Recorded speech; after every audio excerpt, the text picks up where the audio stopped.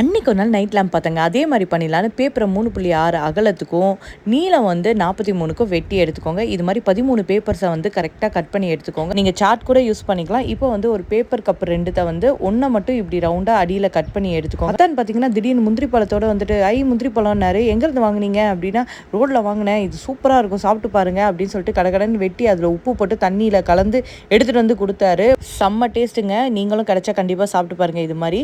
So இப்போ வந்து நீளமாக கரெக்டாக ஒட்டிடணும். அப்புறம் வந்து 1.6க்கு வந்து அளவெடுத்து இது மாதிரி ஒரு கோடாக போட்டுக்கோங்க. இப்போ வந்து பேப்பரை வந்து அந்த 1.6 அளவு எடுத்தோம்ல அந்த அளவில் வச்சு இதில் பேக் சைடு எடுத்துகிட்டு வந்து இது மாதிரி அழகாக ஒரு பேப்பரையும் கரெக்டாக ஒட்டணும். லைட்டை ஃபிக்ஸ் பண்ணிட வேண்டியதான். இன்னொரு சைடில் வந்து இது மாதிரி கோடு போட்டுட்டு அந்த ஒயரை மட்டும் உள்ளே அனுப்பி லைட்டை வந்து ஃபிக்ஸ் பண்ணலாம். எல்லோ லைட்டை யூஸ் பண்ணால் இன்னும் அழகாக இருக்கும்.